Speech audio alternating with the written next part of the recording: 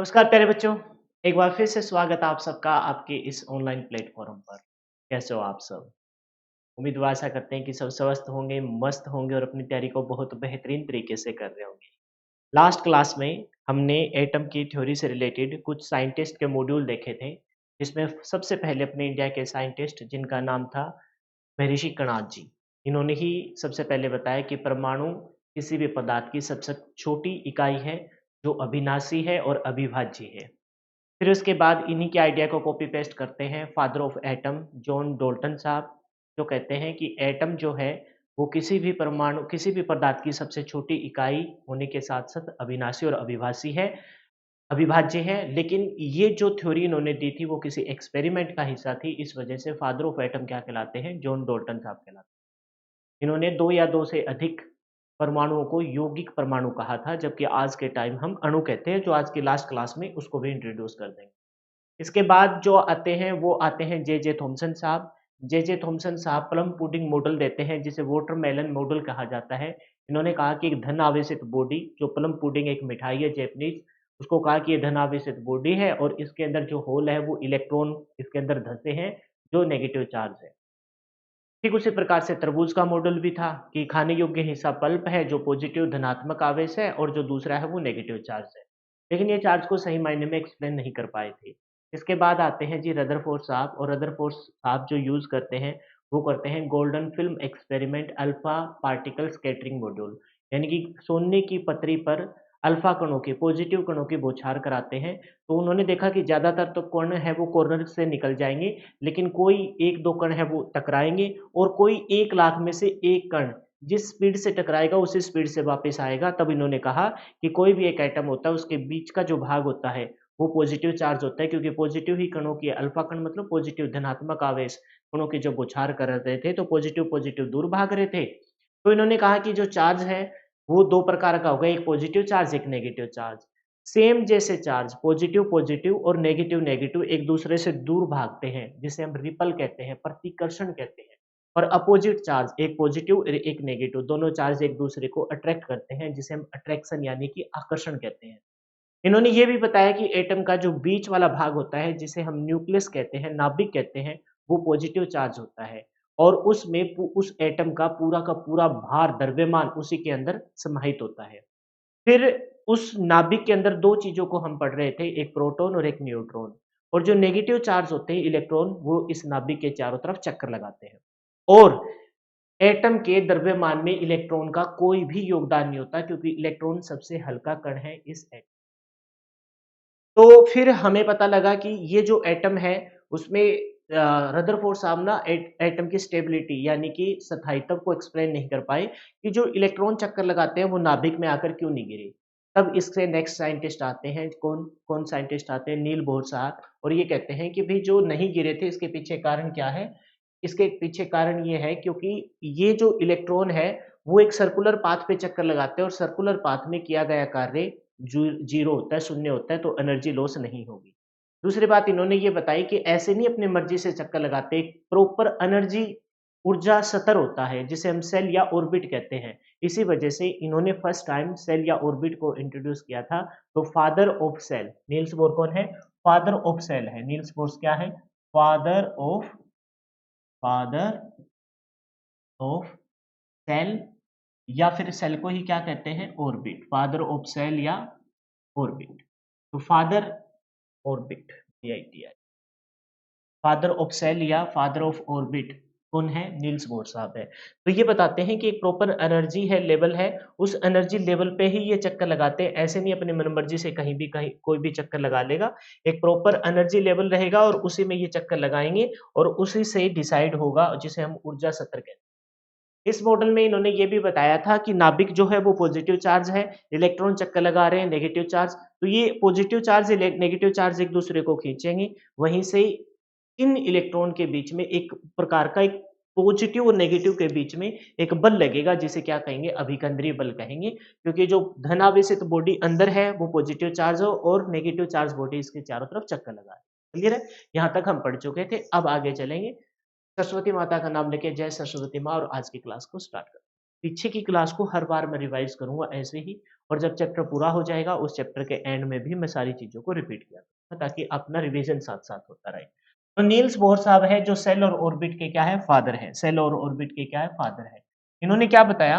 इन्होंने बताया कि भई जो इलेक्ट्रॉन चक्कर लगाते हैं वो एक पर्टिकुलर एनर्जी लेवल पर, है ना? एनर्जी लेवल पे चक्कर लगाते हैं, जिसे सेल या ऑर्बिट कहते हैं, ऊर्जा सत्र कहते हैं।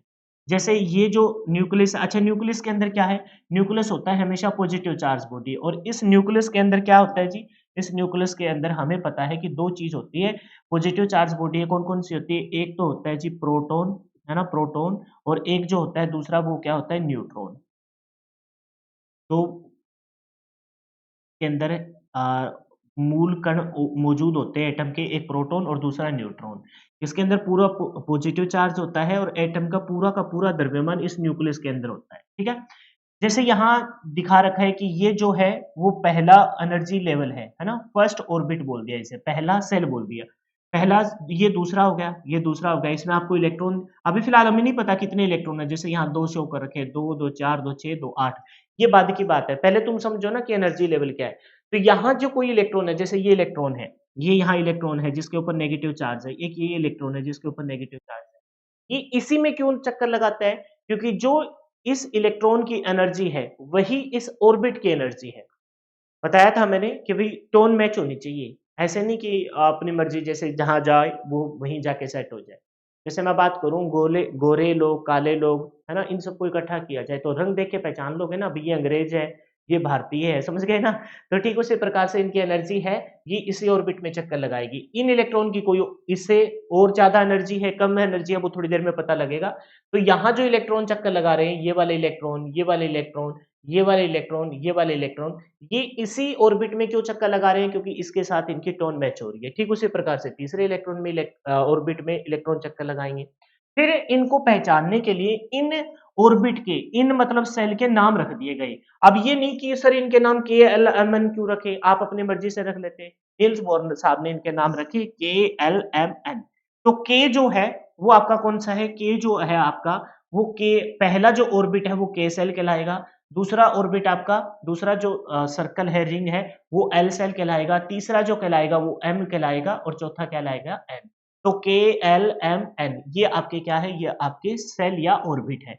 और इस सेल और ऑर्बिट के बीचों-बीच जो आपकी नाभिक है, जिसके खोजकर्ता कौन है? रदरफोर्ड साहब हैं। इसके अंदर आपके क्या है? इसके अंदर पॉजिटिव चार्ज न्यूक्लियस है ये, जिसके अंदर 2 आपके मैंने पहले ही लिख दिया था। एक तो है आपका क्या? प्रोटॉन, एक तो आपका है क्या? एक तो है जी आपका प्रोटॉन, और दूसरा आपका क्या है? दूसरा है आपका न्यूट्रॉन। तो इसके अंदर प्रोटॉन है जिसके ऊपर पॉजिटिव चार्ज होता है, एक न्यूट्रॉन है जिसके ऊपर कोई चार्ज नहीं होता, कोई चार्ज आवेश इसके ऊपर नहीं होता, ठीक है? तो ये जो बाहर जो चक्कर लगाएँगे वो इलेक्ट्रॉन चक्कर लगाएँगे एक किसमें? प्रॉपर ऑर्बिट या सेल में, जिसको हमने डिनोट कर दिया के, एल, एम, एन। तो के वाला क्या है? पहला सेल है, एल वाला दूसरा है, एम वाला तीसरा है, और एन वाला चौथा है। क्लियर है? इसके आगे भी यही के, L, M, N, O, P ऐसे आगे चलते रहेंगे। लेकिन मेनली हमें 4 ही सेल को पढ़ना होता है, और वहाँ 4 ही सेल में अपने जो इलेक्ट्रॉन होते हैं वो 2, 8, 18, 32 होते हैं। वो किस प्रकार से भरे जाएँगे वो हम नेक्स्ट स्लाइड पे देखेंगे। यहाँ तक की कहानी क्लियर है क्या? इसको किसने बताया? नील्स बोर साहब ने। अच्छा, इन्होंने जो बात बताई है वो इस प्रकार से है कि भई ये जो इलेक्ट्रॉन है बाहर जो चक्कर लगा रहे हैं ना, ये एक प्रॉपर एनर्जी बैंड होता है, इसी में चक्कर लगाएँगे, और इसी से क्या बने? सेल या कक्ष बने, जिसे हम ऊर्जा सतर कहते हैं। क्लियर है? तो डिनोट कर दिया के, एल, एम, एन से। अब सबसे पहले तो ये समझो, ये जो कोई बच्चा नोट करना चाहे, वीडियो को रोक के नोट कर सकता है। डायग्राम बनाना चाहे तो डायग्राम भी बना सकता है, और बाकी मैं तो ये कहूँगा कि वीडियो को अच्छे से समझिए और पीडीएफ को रीड कर लीजिए, काफ़ी है। अच्छा, एनर्जी लेवल देखिए। एनर्जी लेवल का मतलब ये है कि भई कौन-सा सेल की कितनी एनर्जी है। जैसे मैंने देखे 4 प्रकार के सेल है। एक तो हो गया के, एक हो गया एल, एक हो गया एम, और एक हो गया एन। यहीं से ना अपना चार्ज बनेगा। चार्ज कैसे बनेगा? जो लास्ट वाला सेल है जिसे ऑर्बिट है, ऑर्बिट बोलूँगा, सेल से थोड़ी कन्फ्यूज़न होती है, ऑर्बिट है। जो लास्ट वाला जो ऑर्बिट है जिसका नाम क्या है? एन, एन ऑर्बिट है। इस ऑर्बिट में मौजूद इलेक्ट्रॉन को, इस ऑर्बिट में अभी पता लगेगा इस लास्ट वाले में कितने हो सकते हैं? 32 हो सकते हैं। लेकिन समझो, इस ऑर्बिट में मौजूद इलेक्ट्रॉन को बैलेंस इलेक्ट्रॉन कहते हैं। क्या कहते हैं? बैलेंस इलेक्ट्रॉन, संयोजी इलेक्ट्रॉन कहते हैं। और ये बैलेंस इलेक्ट्रॉन जब जब इन बैलेंस इलेक्ट्रॉन पे कुछ बाहर से कुछ सोर्स ऑफ ईएमएफ कुछ मतलब धक्का ऐसा समझ लो इनके इसको हिलाया जाए जब इस एटम को, तो ये बैलेंस इलेक्ट्रॉन वैसे तो सोर्स ऑफ ईएमएफ अप्लाई करते हैं। जब हिलाया जाए तो ये जो बैलेंस इलेक्ट्रॉन ना ये फ्री इलेक्ट्रॉन होकर ना मूव करने लग जाते हैं। जब ये फ्री बैलेंस लास्ट वाले ऑर्बिट में मौजूद इलेक्ट्रॉन को बैलेंस इलेक्ट्रॉन कहते हैं और जब ये फ्री होकर ऐसे मूव करने लग जाएंगे तो फ्री इलेक्ट्रॉन कहलाएंगे। ये जो फ्री इलेक्ट्रॉन किसी रास्ते में जैसे एक इस एटम का फ्री हुआ है, कोई और एटम होगा उसका भी फ्री होगा, कोई और एटम उसका भी फ्री होगा, कोई और एटम उसका। ये जब फ्री इलेक्ट्रॉन आपस में टकराएंगे तो एक प्रकार की ऊर्जा क्रिएट करेंगे, इसी ऊर्जा को चार्ज कहते हैं और फ्लो ऑफ चार्ज इलेक्ट्रिसिटी कहलाता है। मतलब जो मैं आपको पढ़ा रहा हूँ ना वो पर्टिकुलर एक सीक्वेंस में पढ़ा रहा हूँ। मैं चाहता तो डायरेक्ट आपको क्या आवेश के प्रवाह को विद्युत कहते हैं, है ना, ऐसे स्टार्ट कर सकता था, लेकिन तुमको नहीं पता होता आवेश कैसे आएगा। आवेश कैसे आएगा ये बात नहीं पता होगी। आवेश है वो बैलेंस इलेक्ट्रॉन जो कभी फ्री इलेक्ट्रॉन होके जब दूसरे इलेक्ट्रॉन से टकराएगा तो एक एनर्जी क्रिएट करेगा, ऊर्जा क्रिएट करेगा जिसे हम चार्ज कहेंगे, है ना। जो कुछ एक चार्ज होगा जिसको हम भेज नहीं सकते, जिसे घर्षण के द्वारा पैदा हुआ चार्ज, और एक चार्ज है जिसको हम भेज सकते हैं जो फ्लो ऑफ इलेक्ट्रॉन होता है आवेश के प्रवाह पर। तो चार्ज भी आगे चलकर दो तीन प्रकार के होते हैं। कहने का भावार्थ ये है कि सबसे पहले हमने एटम को पढ़ा, एटम के अंदर मौजूद हमने अलग अलग प्रोटॉन इलेक्ट्रॉन न्यूट्रॉन को पढ़ेंगे। लास्ट में जो लास्ट ऑर्बिट में जो इलेक्ट्रॉन है जिसको बैलेंस इलेक्ट्रॉन फिर फ्री इलेक्ट्रॉन फिर वो टकराएगा फिर चार्ज, इस प्रकार से हम पढ़ा। तो वहां तक मैं लेके जाना चाहता हूँ। तो एनर्जी लेवल को समझिए और ये एनर्जी लेवल आपके लिए एग्जाम में नहीं पूछा जाएगा लेकिन जानना जरूरी है। क्यों जानना जरूरी है वो समझो कि आपको पता है कि जो K है वो सबसे बिल्कुल पास वाला है। K है वो बिल्कुल पास वाला है, यानी कि वो न्यूक्लियस से बहुत अच्छे से बना है। यानी कि न्यूक्लियस और K के बीच में एक बल लगता है जिसे हम अभिकेंद्रीय बल कहते हैं, क्योंकि K के ऊपर जो मौजूद इलेक्ट्रॉन है उनके ऊपर नेगेटिव चार्ज होता है। नेगेटिव चार्ज यहाँ नेगेटिव चार्ज, अंदर की तरफ पॉजिटिव चार्ज, तो ये एक दूसरे को खींचते हैं। लेकिन अंदर क्यों नहीं गिरता? क्योंकि ये सर्कुलर पाथ में चक्कर लगाते हैं जहां वर्क डन 0 है। यहाँ कोई एक इलेक्ट्रॉन है जो अब यहाँ नेगेटिव, ये क्या करेगा इस पॉजिटिव को खींचेगा, ये नेगेटिव खींचेगा, तो एक पर्टिकुलर ऑर्डर में चक्कर लगाएंगे। मैं ये कह रहा हूँ कि जो K की एनर्जी है ना वो K की एनर्जी न्यूक्लियस के बिल्कुल पास है, इस वजह से उसकी एनर्जी बिल्कुल कम होती है। यानी कि सबसे कम एनर्जी लेवल किसका होता है? K का होता है। उससे ज्यादा जो एनर्जी लेवल है वो किसका रहेगा? L का रहेगा। उससे ज्यादा M का रहेगा और उससे ज्यादा किसका रहेगा? N का। ऐसे समझो, तुम समझने के लिए याद करने के लिए तुमको ऐसे बताता हूँ कि ये है अपने परिवार के मुखिया दादाजी, बिल्कुल सेंटर में बैठे हैं, ठीक है। तो इसके जो बिल्कुल पास होंगे उनके ऊपर इनका अच्छे से नियंत्रण होगा। फिर जो थोड़े दूर हो जाएंगे, है ना, उनके ऊपर थोड़ा कम नियंत्रण होगा। फिर और दूर हो जाएंगे, और दूर हो जाएंगे, उनके ऊपर थोड़ा और कम हो जाएगा। जो बिल्कुल लास्ट में होंगे उनके ऊपर इनका नियंत्रण ना के बराबर होगा। और इसमें जो मौजूद इलेक्ट्रॉन होते हैं जो बैलेंस इलेक्ट्रॉन कहलाते हैं, जो बहुत कम एनर्जी के साथ न्यूक्लियस से बने हैं, तो उनके ऊपर थोड़ा सा बाहर से थोड़ा सा कोई प्रेस मतलब सोर्स ऑफ वोल्टेज अप्लाई कर देंगे तो ये इलेक्ट्रॉन जो बैलेंस इलेक्ट्रॉन था ये फ्री होके ऐसे मूव कर जाएगा। जो बैलेंस इलेक्ट्रॉन बाद में फ्री इलेक्ट्रॉन बन जाएगा और वही अपना चार्ज को क्रिएट करेगा। कहने का मतलब ये है कि जो न्यूक्लियस के बिल्कुल पास है उसकी एनर्जी किसके कंपैरिजन में, बिल्कुल लास्ट वाले के कंपैरिजन में क्या होती है जी, बिल्कुल लास्ट वाले के कंपैरिजन में थोड़ी सी कम होती है। तो के वाले की एनर्जी क्या होगी? सबसे कम होगी। उससे ज्यादा एल वाले की होगी। उससे बाद एम ऑर्बिट की होगी और उससे ज्यादा एन ऑर्बिट की। यानी कि सबसे कम एनर्जी लेवल वाला ऑर्बिट कौन सा है? सबसे कम एनर्जी लेवल वाला ऑर्बिट के है। सबसे ज्यादा वाला कौन है? एन है। तो मैं लिख दूं इस बात को, के की क्या होगी? के की होगी जी मिनिमम। के की जो एनर्जी होगी वो मिनिमम एनर्जी होगी। मिनिमम मतलब सबसे कम, मिनिमम एनर्जी लेवल। अच्छा क्यों बता रहा हूं मैं? क्योंकि ये चीज ही आगे चलकर आपको आवेश के बारे में समझाएगी। और इसकी क्या होती है? मैक्सिमम। मैक्सिमम मतलब सबसे ज्यादा, मैक्सिमम एनर्जी लेवल।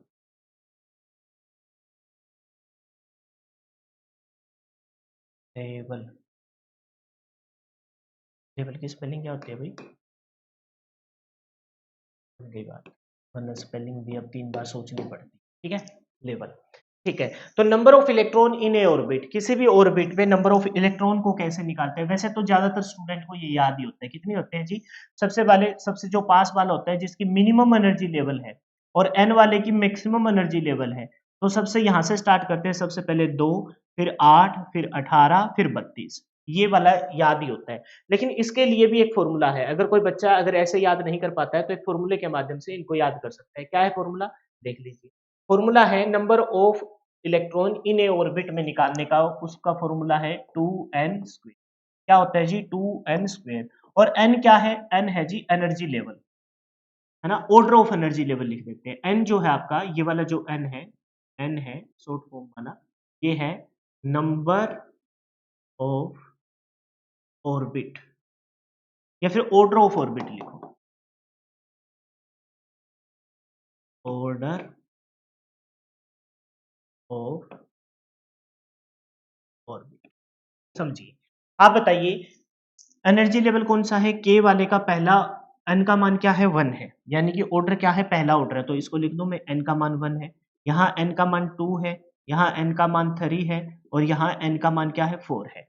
यानी कि जो एनर्जी लेवल है उनको हमने वैसे तो डिनोट कर रखा है, पहला एनर्जी लेवल, एनर्जी ऑर्बिट, दूसरा एनर्जी ऑर्बिट, तीसरा एनर्जी ऑर्बिट, चौथा एनर्जी ऑर्बिट। फिर इनके नाम लिख दिए नील बोर्ड साहब ने, के, एल, एम और एन।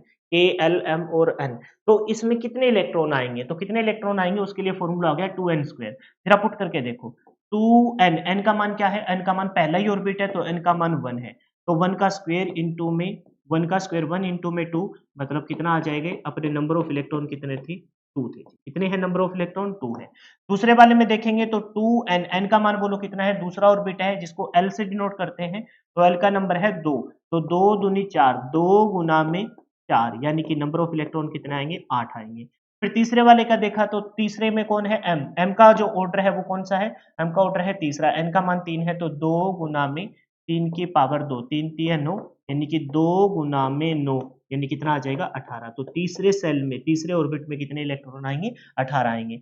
चौथे वाला n, n का नंबर है 4, तो 2 इंटू में 4 की पावर 2, यानी कि 2 गुना में 4 चौके 16, 16 दूनी 32, कितने इलेक्ट्रॉन आएंगे जी? 32।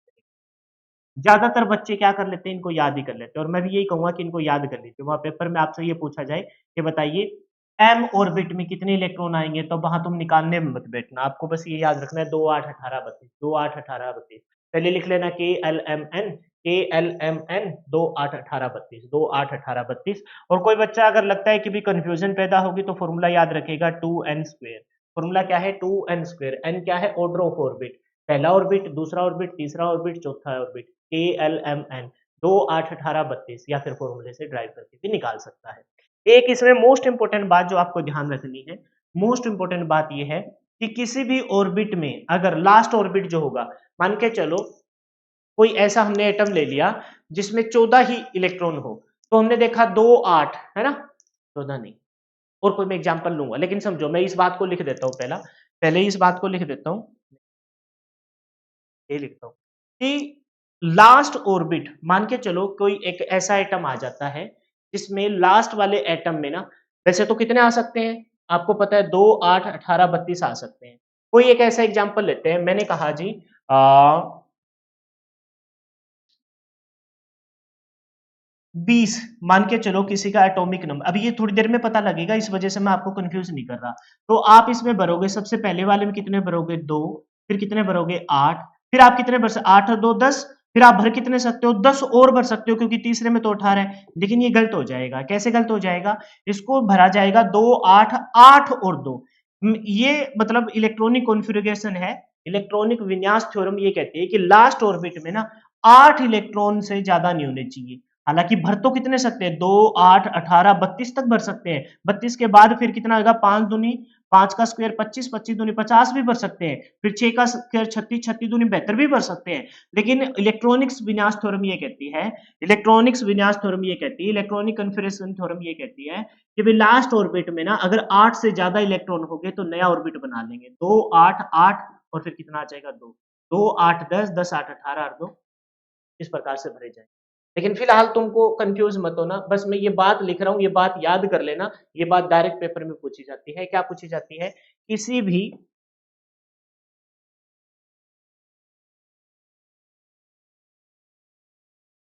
भी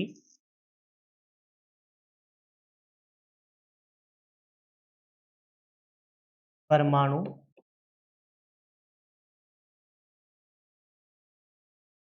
के अंतिम, ये थोड़ा इधर कर देंगे, बस एक बार मैं लिख दें, अंतिम कक्ष, कक्ष को क्या बोलते हैं? ऑर्बिट में, आप नीचे लिख देते हैं ऊपर करके, चलो कोई नहीं, किसी भी परमाणु के अंतिम कक्ष यानी कि ऑर्बिट में मैक्सिमम इलेक्ट्रॉन्स, शॉर्ट फॉर्म में लिख दिया मैंने, कितने हो सकते हैं जी? 8 हो सकते हैं। कितने हो सकते हैं जी? 8 हो सकते हैं। क्या कहा है मैंने? किसी भी एटम के, किसी भी परमाणु के अंतिम कक्ष ऑर्बिट में मैक्सिमम कितने इलेक्ट्रॉन हो सकते हैं? 8 इलेक्ट्रॉन हो सकते हैं। इस बात का आपको विशेष ध्यान, तो भाई क्लियर है यहाँ तक की कहानी?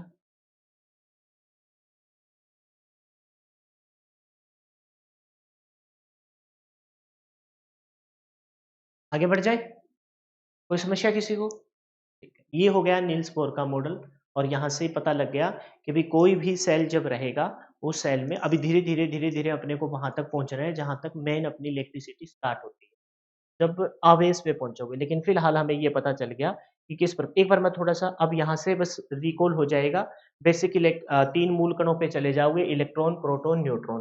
लेकिन उससे पहले एक छोटी सी बात को मैं रिपीट कर देता हूँ, कैसे?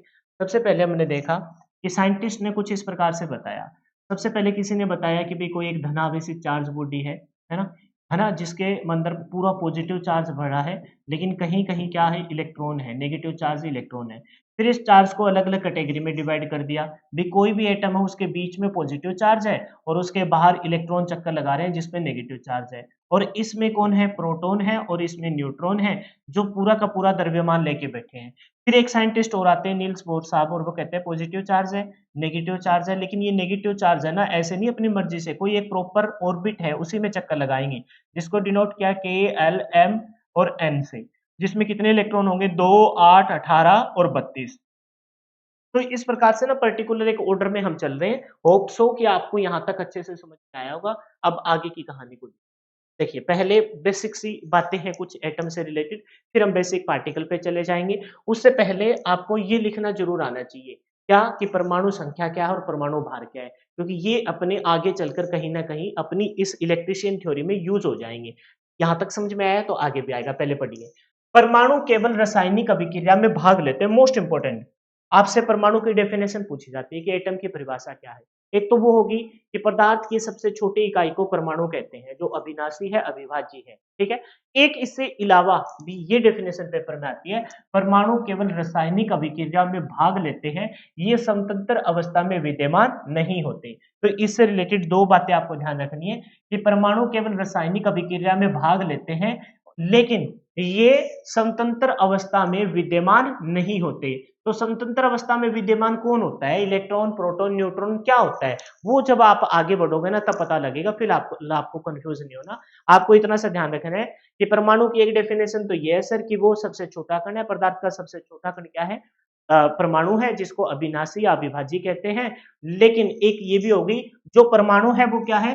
रासायनिक, केवल रासायनिक क्रिया में भाग लेते हैं, भाग लेंगे, लेकिन वो ये स्वतंत्र अवस्था में विद्यमान नहीं होती, ये स्वतंत्र अवस्था में विद्यमान नहीं होते। स्वतंत्र अवस्था का विद्यमान का मतलब ये है कि इनको खुद की अपनी कोई मनमर्जी नहीं होती, है ना? एटम मतलब इनके ऊपर मर्जी किसकी चलती है? इलेक्ट्रॉन, प्रोटॉन, न्यूट्रॉन की चलती है। वैसे तो इलेक्ट्रॉन की चलती है, क्योंकि फ्लो ऑफ इलेक्ट्रॉन, इलेक्ट्रॉन जिस साइड जाएगा, चार्ज उसके विपरीत साइड में आएगा। तो एटम को निर्धारित करेगा इलेक्ट्रॉन। इलेक्ट्रॉन कभी कभार ऐसे होता है ना कि अपने अंदर भी, जैसे मैं तो, मेरा दिल तो ये कह रहा है, मेरा दिमाग तो ये कह रहा है कि भाई मैं आपको दिन रात पढ़ाता रहूं, लेकिन फिर कभी कभार ना मन की इंद्रियां अपने बस में नहीं होती, तो फिर कहेंगे यार चलो एक थोड़ी देर मूवी देख लेते हैं, चलो यार ग्राउंड में जाके थोड़ा क्रिकेट का मैच भी खेल आते हैं, चलो यार थोड़ा टाइम पास करने के लिए थोड़ी गप्पे मार लेते हैं।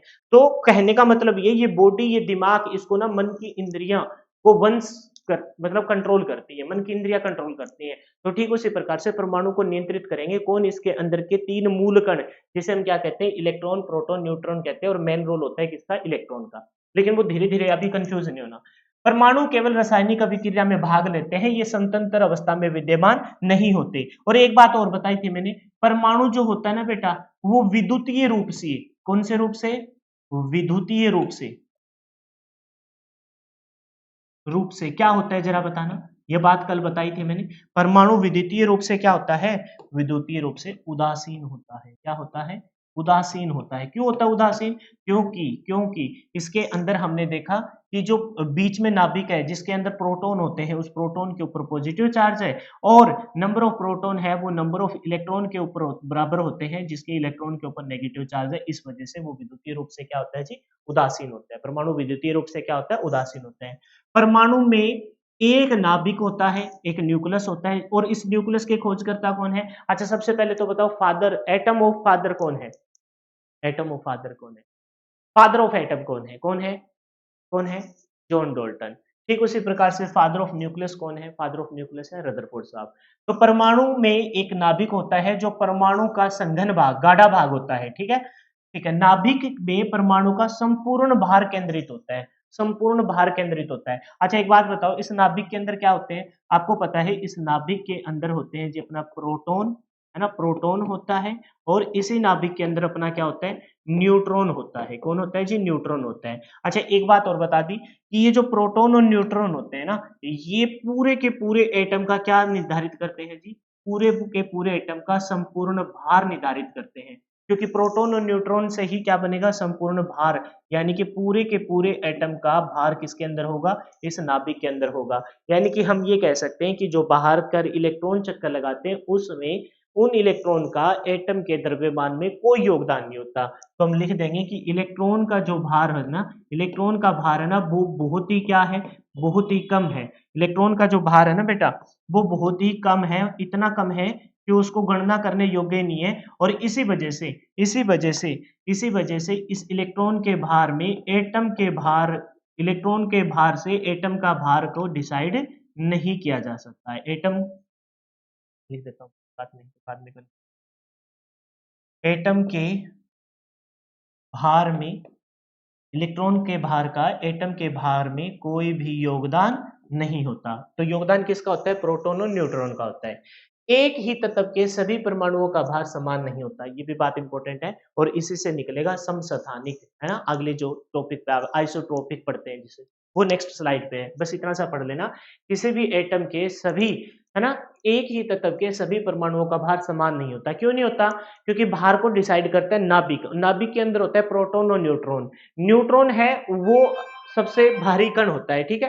लेकिन वो जब धीरे धीरे आगे बढ़ोगे ना, तो नाभिक में नंबर ऑफ प्रोटॉन और न्यूट्रॉन की संख्या बदलेगी और इस वजह से वहां द्रव्यमान भी बदल जाएगा, भार भी बदल जाएगा। तो यही बात बोले कि एक ही तत्व के सभी परमाणुओं का भार समान नहीं होता। सभी तत्व मतलब जब तत्व मिलकर क्या बनाते हैं? पदार्थ बनाते हैं। क्लियर है? नेक्स्ट जो है वो है परमाणु के मुख्यतः 3 मूल कण होते हैं। यहां से अपना रियल वाला सिलेबस स्टार्ट हो जाएगा। वो है इलेक्ट्रॉन, प्रोटॉन और न्यूट्रॉन। तो आपसे पूछा जाता है, ये पेपर में पूछा गया क्वेश्चन है कि परमाणुओं के 3 मूलक कण कौन से हैं? Electron, proton, neutron. कोई न्यूट्रॉनो दे देगा, कोई प्रोटोनो दे देगा, पॉजिट्रॉन दे देगा। तो आपको 3 कण जो ध्यान रखने हैं वो कौन से? Electron, proton, neutron. इलेक्ट्रॉन पे कैसा चार्ज होता है? Negative charge. प्रोटॉन पे कैसा? Positive charge. न्यूट्रॉन पे कोई चार्ज नहीं होता। परमाणुओं की कक्षा का व्यास, मोस्ट इंपोर्टेंट, स्टार कर लेना। एग्जाम में अक्सर ये क्वेश्चन पूछा जाता है क्या? कि परमाणु कक्षा का व्यास, परमाणु कक्षा का व्यास जो होता है वो कितना होता है? होता है 10 की पावर 10 माइनस 10 मीटर। 10 की पावर माइनस 10 मीटर। इसमें ना 3 चीज है, मैंने अलग से एक स्लाइड बना रखी है, मैंने कल भी दिखाया था आपको। ये देखो, मेजरमेंट ऑफ न्यूक्लियस, एटम और मोलिक्यूल, इन तीनों को हम मापेंगे।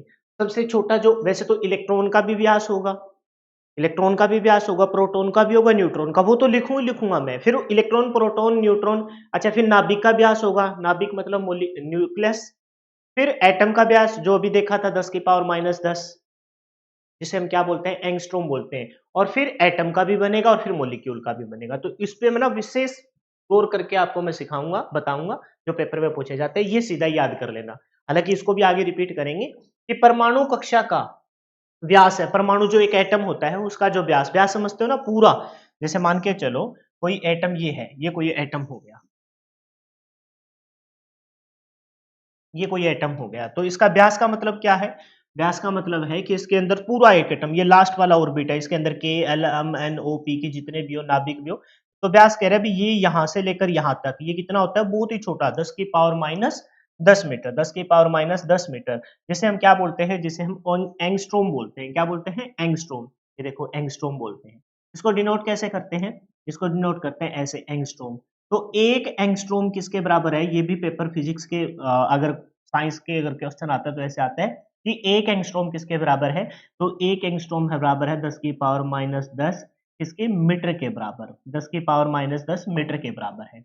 तो 2 क्वेश्चन आपके यहाँ बन गए, तैयार हो गए। कौन-कौन से? एक तो पहला बन गया कि एटम का व्यास किसमें मापते हैं? तो एटम का व्यास मापते हैं एंगस्ट्रॉम में। किसमें मापते हैं? एंगस्ट्रॉम में।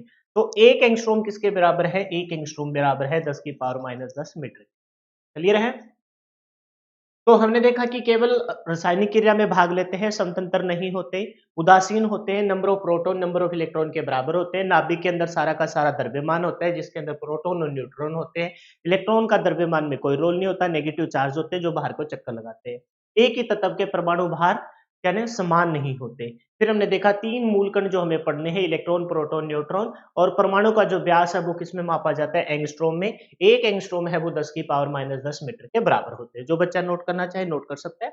नेक्स्ट देखिए, नेक्स्ट है, अब यहाँ कुछ जो अपने को आगे चल के यहाँ से क्वेश्चन नहीं पूछा, जो आगे चल के यूज होगी, इस वजह से बस एक बार गोन थ्रू हो जाएगी, एक बार मोटा मोटा पढ़ लीजिए। समस्थानिक, आइसोटोप्स कहते हैं इसे। समस्थानिक को क्या कहते हैं जी? आइसोटोप कहते हैं। ठीक है, आइसोटोप कहते हैं। पढ़िए इसको एक बार, क्या है ये? एक ही तत्व के परमाणु जिनकी परमाणु संख्या समान हो, जिनकी क्या संख्या समान हो जी? परमाणु संख्या समान हो, उसे क्या कहते हैं? एक ही तत्व, तत्व एक ही होना चाहिए, अलग अलग तत्व नहीं, एक ही तत्व के परमाणु जिनके परमाणु संख्या समान हो परंतु परमाणु भार अलग अलग हो, उसे क्या कहते हैं? समस्थानिक कहते हैं। पढ़ना है, जस्ट पेपर में नहीं आएगा अपने कि समस्थानिक क्या होते हैं। साइंस में हाँ, साइंस में आ सकता है भाई समस्थानिक क्या होता है।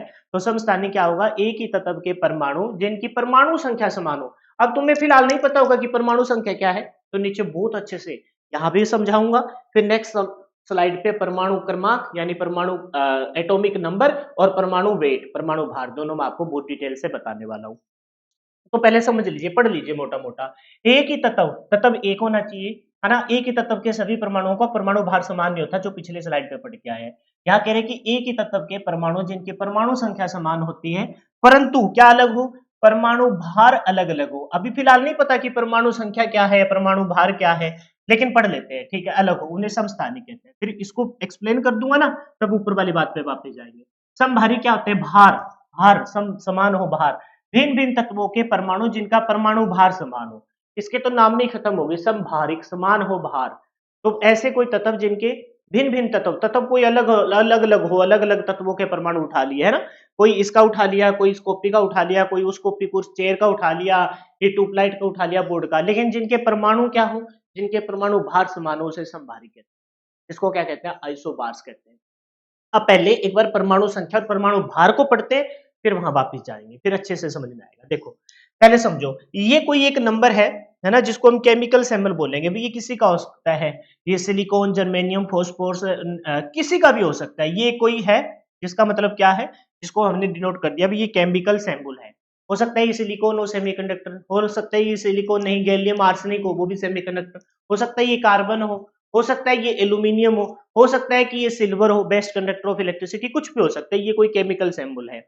इसमें दो इसके साथ रिप्रेजेंट किए जाते हैं। एक ऊपर की तरफ होता है ए, सबसे पहले ए आता है, A B C D X Y Z, है ना? लास्ट में क्या आता है? जेड। तो ऊपर ए, नीचे जेड, है ना? ये कोई सिंबल हो गया, एक्स से डिनोट कर दिया। ये एबीसीडी यहां से स्टार्ट होती है और जेड तक जाती है।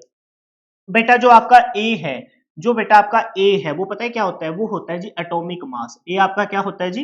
एटॉमिक मास होता है। ए आपका क्या होता है? Atomic mass. तो ये केमिकल हो गया, कोई केमिकल सिंबल हो गया। और ए किसको बताएगा? Mass number, atomic mass. Mass number मतलब परमाणु भार या संख्या। मास मतलब क्या होता है? वजन होता है, यानी कि ये बताता है परमाणु भार को। मास नंबर मतलब एटॉमिक मास, यानी कि किसको बताता है? परमाणु भार को।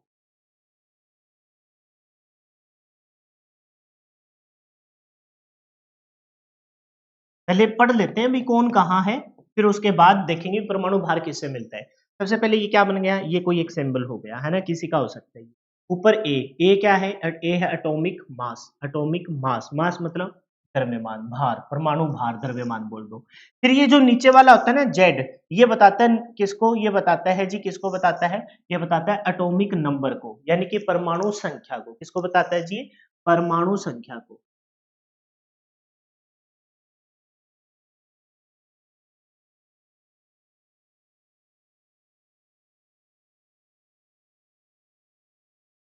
देखो, 2 चीज़ आ गई। ये तो हो गया कोई केमिकल सिंबल, ये बताता है एटॉमिक, बोलो ए ऊपर वाला मास, है ना? ये बताता है नंबर, क्या? Atomic number. नेक्स्ट पेज पे लिखता हूँ, थोड़ा-सा अच्छे से समझ में आएगा।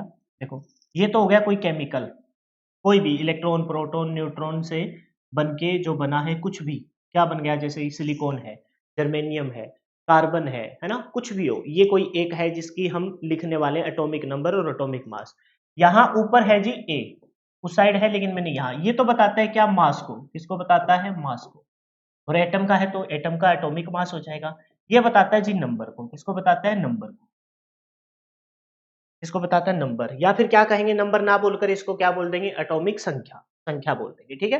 अब देखो, एटॉमिक मास है वो किसके मिलके बना होता है? एटॉमिक मास बनके बना, मास किससे होगा? मास होगा पूरा का पूरा एटम के अंदर, पूरा का पूरा द्रव्यमान किसमें होता है? उसके नाभिक में होता है। और नाभिक में कौन होते हैं? प्रोटॉन और न्यूट्रॉन होते हैं।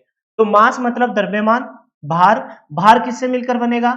नाभिक, नाभिक के अंदर ही होता है पूरा का पूरा भार। तो नाभिक के अंदर पूरा का पूरा भार, और नाभिक के अंदर क्या है जी? नाभिक के अंदर है जी अपना प्रोटॉन और अपना न्यूट्रॉन।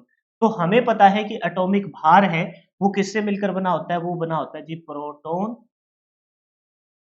प्लस में न्यूट्रॉन। और ये प्रोटॉन और न्यूट्रॉन ना याद रहे तो ध्यान रखना, भार को डिसाइड करती है कौन? एटम की नाभिक। कौन डिसाइड करती है? एटम की नाभिक डिसाइड। बोलो समझे कि नहीं समझे? बस तुम नाभिक को ध्यान रखना। तुमको ये बात तो मैंने बहुत बार रिपीट कर दी कि किसी भी एटम का जो टोटल भार होता है, वो एटम का टोटल भार इसके अंदर धन आवेशित बिल्कुल सेंटर वाला पार्ट जिसे हम नाभिक कहते हैं। तो नाभिक के अंदर कौन होता है? नाभिक के अंदर होता है प्रोटॉन न्यूट्रॉन। तो एटम का जो भार होगा जिसे हम क्या बोलते हैं? परमाणु भार, परमाणु मास नंबर, वो किससे डिसाइड होगा? प्रोटॉन और न्यूट्रॉन से डिसाइड होगा। किससे डिसाइड होगा? न्यूट्रॉन से। अच्छा, एटम विद्युत रूप से क्या होता है? उदासीन होता है। जितने यहाँ नंबर ऑफ प्रोटॉन होंगे उतने ही नंबर ऑफ इलेक्ट्रॉन होंगे। ठीक है, नंबर ऑफ प्रोटॉन होंगे उतने ही नंबर ऑफ इलेक्ट्रॉन होंगे। तो परमाणु संख्या मतलब number of proton, number of proton यानी कि प्रोटॉनों की संख्या को। अब यहाँ हमें पता चला मास, मास किससे मिलकर? मास कहाँ होगा? नाभिक के अंदर। मास किसके अंदर होगा जी? मास होगा सर नाभिक के अंदर। किसके अंदर होगा? नाभिक के अंदर होगा। तो नाभिक में कौन है? नाभिक में सर प्रोटॉन, और नाभिक के अंदर कौन है? न्यूट्रॉन है। ठीक है, फिर ये नंबर, नंबर बताता है कि परमाणु संख्या क्या है? संख्या किसकी? मतलब जितने नंबर ऑफ प्रोटॉन होते हैं, नंबर ऑफ प्रोटॉन होते हैं, उतने ही नंबर ऑफ क्या होते हैं? नंबर ऑफ इलेक्ट्रॉन होते हैं। होते कि नहीं होते? और एटम विद्युत रूप से क्या होता है जी? उदासीन होता है। तो ये जो नंबर है, नंबर ऑफ प्रोटॉन, यही बताता है नंबर परमाणु संख्या। क्या बताता है? यह आ जाएगा नंबर ऑफ प्रोटॉन। प्रोटॉनों की संख्या को ही क्या बोलते हैं? परमाणु की संख्या बोलते हैं। तो ये देखो लिख रखा, नंबर ऑफ प्रोटॉन। जेड किसको बताता है? नंबर ऑफ प्रोटॉन, यानी कि परमाणु संख्या है वो क्या है? नंबर ऑफ प्रोटॉन है। Number of proton. और कोई एटम विद्युत रूप से उदासीन होगा तो जितने नंबर ऑफ प्रोटॉन होंगे उतने ही क्या होंगे? Number of electron. तो अब ये समझ में आ गया? अब मैं एक बार फिर से तुमको उसी पेज पे चलता हूँ, इसको क्लीन करता हूँ और तुमसे पूछता हूँ। बताओ सबसे पहले ये एक्स क्या है? ये सर कोई भी एक एलिमेंट हो सकता है, कोई एक एटम है। उसमें बताओ ए क्या बताता है? ए बताता है जी मास, ऊपर आएगा मास, एटॉमिक मास। जेड किसको बताता है? जेड बताता है जी नंबर को, एटॉमिक नंबर को। बोलो इतनी बात क्लियर हो गई? ठीक है। सर मास बनता है किससे? नाभिक। नाभिक में होता है सर प्रोटॉन और न्यूट्रॉन। मास में होते हैं प्रोटॉन और न्यूट्रॉन। अच्छा, number of proton, number of electron, यानी कि प्रोटॉनों की संख्या। तो यहाँ आ जाएंगे नंबर ऑफ प्रोटॉन। जितने प्रोटॉन होंगे वही आपका क्या होगा? वही आपका क्या होगा? एटॉमिक नंबर होगा। अब देखो यहाँ प्रोटॉन आया, यहाँ प्रोटॉन और न्यूट्रॉन आया। तो ध्यान रखना, जो ये लिखते हो ना आप नंबर ऑफ प्रोटॉन या फिर परमाणु भार या परमाणु संख्या, उसमें इलेक्ट्रॉन शब्द नहीं आता, ऐसे भी याद कर लेना। परमाणु भार और परमाणु संख्या में इलेक्ट्रॉन कहीं नहीं आता, ध्यान रखना। ऊपर क्या आएंगे? भार, भार किसमें होता है? नाभिक, प्रोटॉन और न्यूट्रॉन। नीचे क्या आएगा? Number of, atomic number. Number किससे बनता है? नंबर ऑफ प्रोटॉन, यानी जितने प्रोटॉनों की संख्या होगी उतने ही क्या होंगे आपके?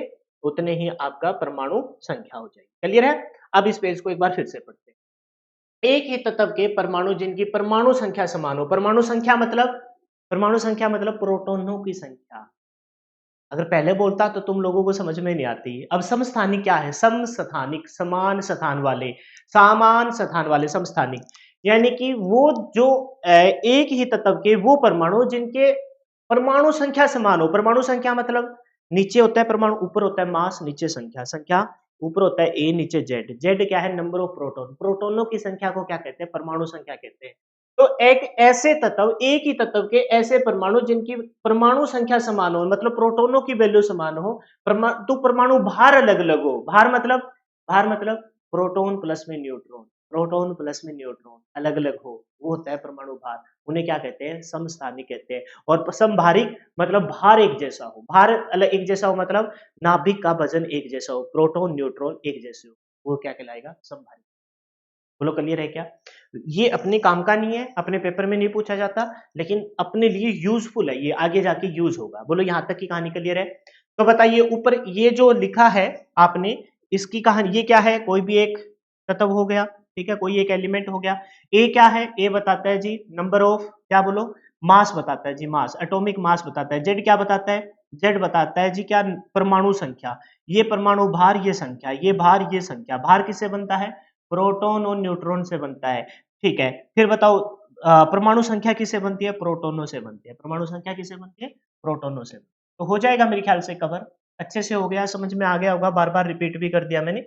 अब आगे बढ़ जाओ, ठीक है। जो बच्चा नोट करना चाहे इसे नोट कर सकता है। परमाणु भार और परमाणु संख्या, एटॉमिक नंबर और मास नंबर, एटॉमिक नंबर और मास नंबर। क्लियर है? नेक्स्ट देखिए। अब है इसी बात को लिख रखा है, जो पीछे समझाया ना उसको शब्दों में लिख रखा है। 2 मिनट लगेंगे, जल्दी से पढ़ लेते हैं फिर आगे चलेंगे। क्या पॉइंट है? परमाणु क्रमांक। परमाणु क्रमांक मतलब एटॉमिक नंबर।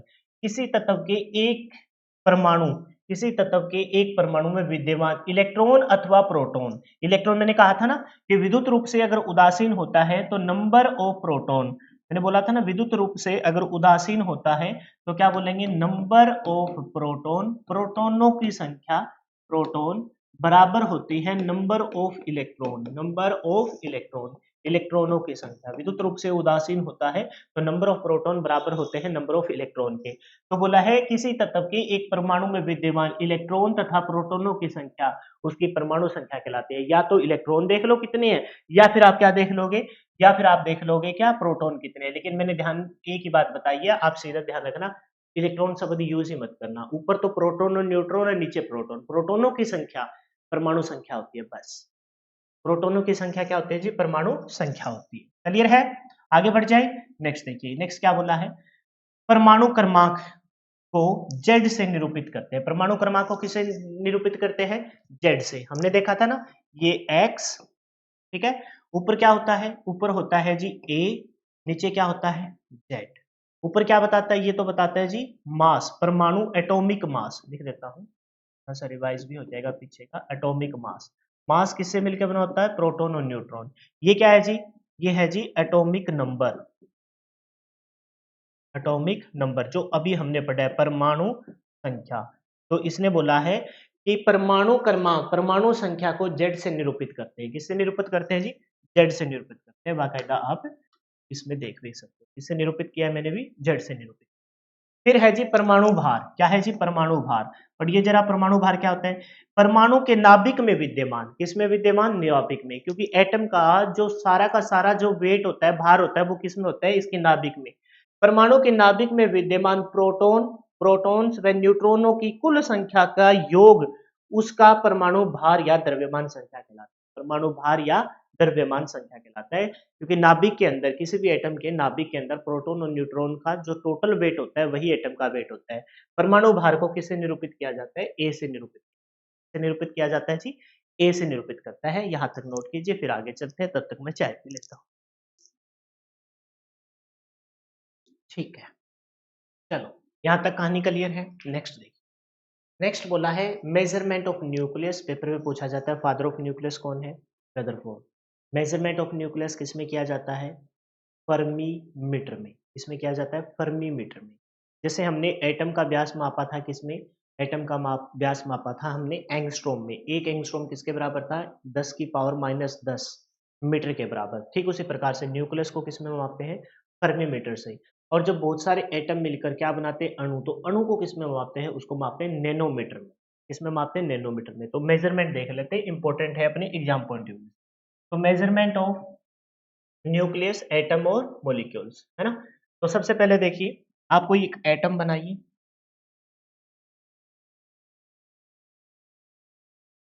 हम सबसे पहले जो मेजर करेंगे वो मेजर करेंगे किसका, वैसे तो इलेक्ट्रॉन, प्रोटॉन, न्यूट्रॉन, लेकिन वो मैं एक टेबल में लिखाऊंगा आपको। जैसे इलेक्ट्रॉन का व्यास, प्रोटॉन का व्यास, न्यूट्रॉन का व्यास, वो भी पेपर में पूछे जाते हैं और याद भी कराऊंगा, ये मेरा आपसे प्रॉमिस है। सबसे पहले जो ये वाला जो भाग है जिसे हम क्या कहते हैं, न्यूक्लियस कहते हैं। क्या कहते हैं जी, न्यूक्लियस। जिसे हम क्या कहते हैं, नाभिक कहते हैं।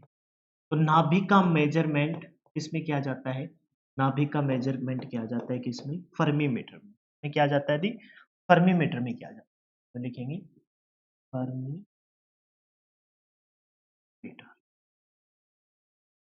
तो आपसे पूछा जाएगा कि एक फर्मीमीटर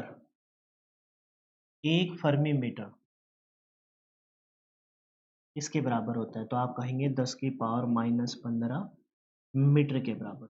एक फर्मीमीटर किसके बराबर होता है, तो आप कहेंगे 10 की पावर माइनस 15 फर्मीमीटर के बराबर होता है। इतना छोटा होता है अपना क्या, न्यूक्लियस। इतना छोटा होता है अपना क्या, न्यूक्लियस। नाभिक अपना इतना छोटा होता है। मीटर कितना का होता है आपको पता है, उससे नीचे 1 मीटर को 10 की, आप अगर इसको सोल्व करोगे 10 की पावर 15 को नीचे भेजो तो 1 बटा में 10 की पावर प्लस का 15, प्लस का मतलब 10 की पावर 15, 2 3 4 5 6 7 8 9 10 11 12 13 14 15, इसमें से भाग करेंगे तब आपका क्या आएगा, एक आपका न्यूक्लियस का मेजरमेंट आएगा, जिसे हम किस में मापते हैं, फर्मीमीटर में मापते हैं। जिसे हम किस में मापते हैं, फर्मीमीटर में मापते हैं। ठीक उसी प्रकार से जो अपना न्यूक्लियस होता है उससे बड़ा कौन होगा, एटम।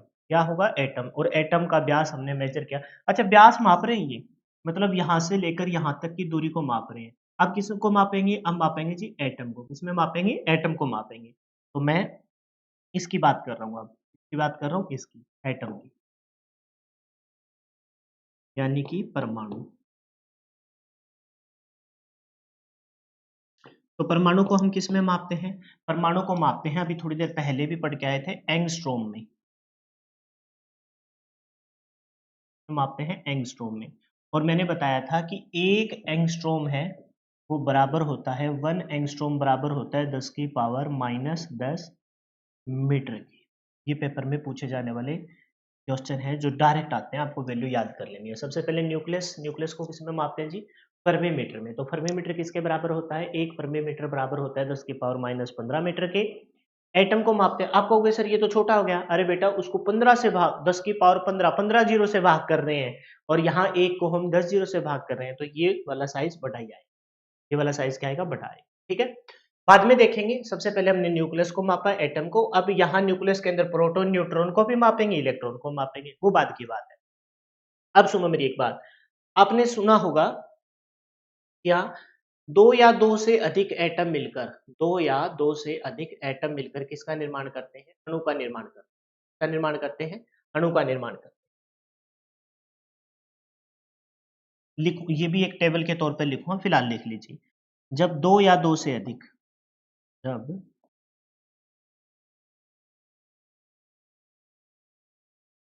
डेफिनेशन लिख रहा हूं प्रॉपर,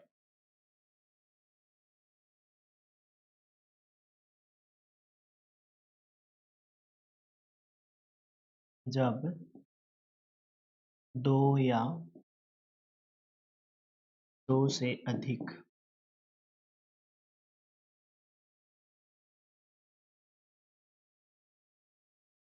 परमाणु,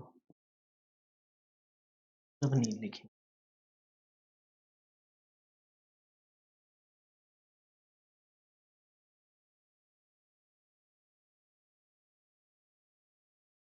परमाणु मिलकर, दो या दो से अधिक परमाणु मिलकर क्या बनाते हैं जी, अणु बनाते हैं। हाँ जी बोलिए, इसे हम क्या कहते हैं, मोलिक्यूल कहते हैं। बोलिए, आ जाओ, मोलिक्यूल्स का। दो या दो से अधिक, एक मिनट रुक जाइए। एक बार कोई आ गया था। देखिए, तो 2 या 2 से अधिक परमाणु मिलकर क्या बनाते हैं? अणु बनाते हैं, मॉलिक्यूल बनाते हैं, जिसको डोल्टन साहब, जॉन डोल्टन ने क्या कहा था? कंपाउंड एटम, यौगिक परमाणु कहा था। ठीक है? तो फिर इस जैसे छोटे-छोटे मिलकर, छोटे-छोटे क्या मिलकर? एटम मिलकर, है ना? ये एक एटम हो गया, ये एक एटम हो गया, ये एक एटम हो गया, ये एक एटम हो गया, ये एक एटम हो गया, ये एक एटम हो गया, ये एक एटम हो गया, ये एटम, बहुत सारे एटम मिलकर क्या बना देंगे जी? बहुत सारे एटम मिलकर क्या बना देंगे? 2 या 2 से अधिक एटम मिलकर क्या बना देंगे जी? मान लेते हैं कि ये बना दिया एक आपका अणु, मॉलिक्यूल बना दिया। बन गया मॉलिक्यूल, है ना? ज़्यादा ही बन गया कुछ। चलो ठीक है, ये क्या बन गया? मॉलिक्यूल बन गया, अणु मिल गया। तो हमसे पूछा जाता है कि अणु को किस में मेजर करते हैं? अणु का व्यास किस में मापते हैं? तो ये मापते हैं जी नैनोमीटर में। किसमें मापते हैं? नैनोमीटर में मापते हैं। किसमें मापते हैं? नैनोमीटर में मापते हैं।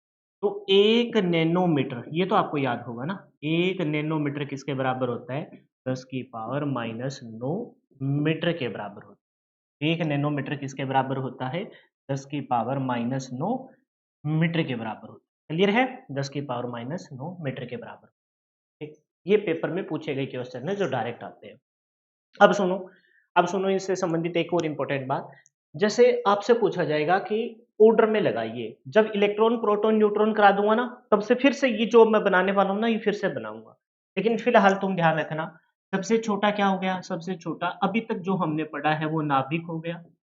ठीक है, नाभिक से बड़ा कौन? नाभिक से बड़ा जी परमाणु, है ना? परमाणु हो गया।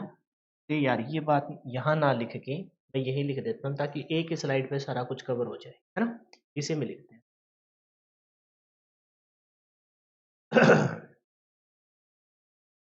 यही लिख देते हैं ताकि फिर एक स्लाइड में कवर हो जाएगा ना सारा कुछ। तो सबसे छोटा किस क्या हो गया जी?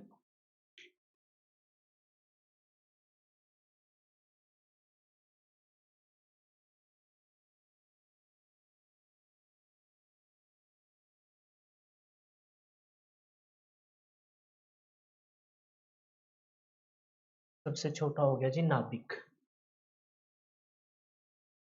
ये लीजिए। सबसे छोटा क्या हो गया जी? सबसे छोटा हो गया गुरुदेव नाभिक। अभी फिलहाल जो पढ़ा है, हालांकि इलेक्ट्रॉन, प्रोटॉन, न्यूट्रॉन आ जाएंगे तब और बात आ जाएगी। नाभिक से बड़ा कौन सर? नाभिक से बड़ा है जी परमाणु। बहुत सारे परमाणु मिलकर क्या बनाते हैं? सर बहुत सारे परमाणु मिलकर बनाते हैं अणु। क्या बनाते हैं? अणु बनाते हैं। नाभिक के खोजकर्ता कौन है? नाभिक के खोजकर्ता है कौन? रदरफोर्ड साहब। परमाणु के खोजकर्ता जॉन डॉल्टन। और जब अणु पढ़ेंगे तो अणु के खोजकर्ता भी मैं आपको बताऊंगा, फिलहाल नहीं। ठीक है, तो सबसे छोटा कौन? नाभिक। सबसे उससे बड़ा कौन? परमाणु। और सबसे बड़ा हाल फिलहाल में कौन है? हाल फिलहाल में अणु है। इसको किस में मापते हैं जी? इसको मापते हैं फर्मी मीटर में। तो एक फर्मी मीटर इसके बराबर होता है 10 की पावर माइनस 15 मीटर के। बोलो, एक फर्मी मीटर किसके बराबर होगा? 10 की पावर माइनस 15 मीटर के बराबर होगा। परमाणु को किस में मापते हैं? इसको मापते हैं जी एंगस्ट्रॉम में। तो एक एंगस्ट्रॉम किसके बराबर होगा? 10 की पावर माइनस 10 मीटर के बराबर होगा। एक एंगस्ट्रॉम किसके बराबर होगा? तो आप कहोगे 10 की पावर माइनस 10 मीटर के बराबर होगा। अरे ये इसका,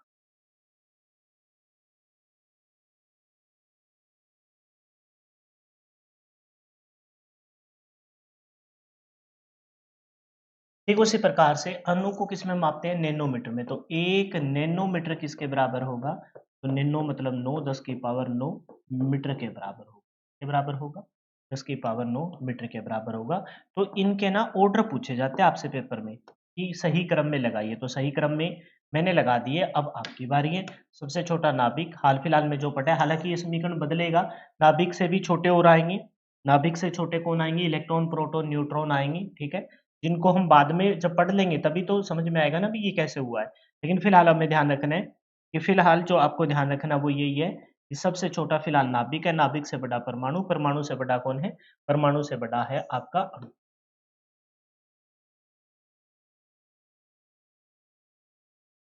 तो भी ऑर्डर में लगा देते हैं। लेकिन कोई बात नहीं, लगाए तो रखे हैं अकॉर्डिंग टू साइज। ये जो हमने बनाए हैं वो किस बेस पे बनाए हैं? मेजरमेंट के।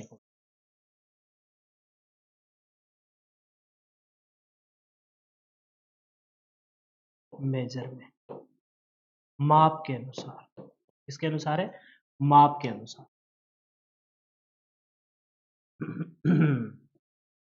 माप के अनुसार। बोलिए यहाँ तक कहानी क्लियर है क्या? यहाँ तक की कहानी क्लियर है? अब पढ़ेंगे हम 3 बेसिक एलिमेंट जिसे हम क्या कहेंगे? इलेक्ट्रॉन, प्रोटॉन और न्यूट्रॉन कहेंगे, ठीक है? अच्छा सुनो, ये जो 3 बेसिक इलेक्ट्रॉन है एटम एलिमेंट है, इनको आज तो मैं ना जस्ट रीड आउट कराऊँगा। फिर देखो ये होता है, याद नहीं कराऊँगा आज मैं कोई, याद कराऊँगा मैं कल की क्लास में एक टेबल के माध्यम से।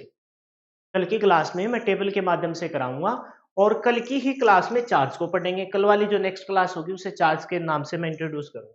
आज तो मैं जस्ट इसको रीड आउट कराऊँगा, भई देखो प्रोटॉन में ये कुछ होता है, इलेक्ट्रॉन में ये कुछ होता है, न्यूट्रॉन में ये कुछ होता है, ऐसे रीड आउट कराऊँगा, ठीक है? और कल की जो क्लास रहेगी ना, उसमें एक टेबल बनाऊँगा और टेबल में साथ-साथ मैं आपको याद कराऊँगा। आपसे याद हो तो याद कर लेना, ठीक है? आपसे याद हो तो याद कर लेना, नहीं तो कल टेबल के तौर पर मैं आपको अच्छे से याद करवा दूँगा। तो 3 बेसिक एलिमेंट कौन-कौन से थे? Electron, proton, neutron. लेकिन एटम के बिल्कुल सेंटर में कौन है? नाभिक है। नाभिक की खोजकर्ता कौन है? रदरफोर्ड साहब है। फादर ऑफ न्यूक्लियस कौन है? जैसे न्यूक्लियस के अंदर कौन होता है?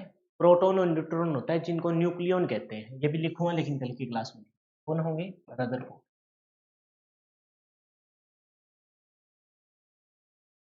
रदरफोर्ड साहब है, ठीक है, पढ़ लीजिए।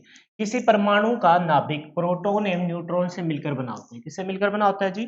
प्रोटॉन और न्यूट्रॉन से मिलकर बना होता है। किसी परमाणु का नाभिक प्रोटॉन और न्यूट्रॉन से मिलकर बना होता है।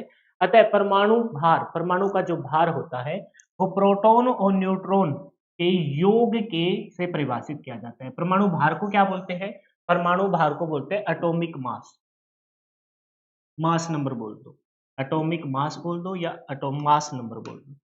Atomic mass. ये एटॉमिक मास किसमें होता है? नाभिक में होता है। नाभिक में 2 एलिमेंट आ गए, प्रोटॉन और न्यूट्रॉन, ठीक है? नाभिक की खोज 1911 में, नाभिक की खोज 1911 में किसने की थी? एनसेंट रदरफोर्ड ने की थी। मैंने पहले लिख दिया था फादर ऑफ न्यूक्लियस कौन है? फादर ऑफ न्यूक्लियस आपके रदरफोर्ड साहब। कब की थी?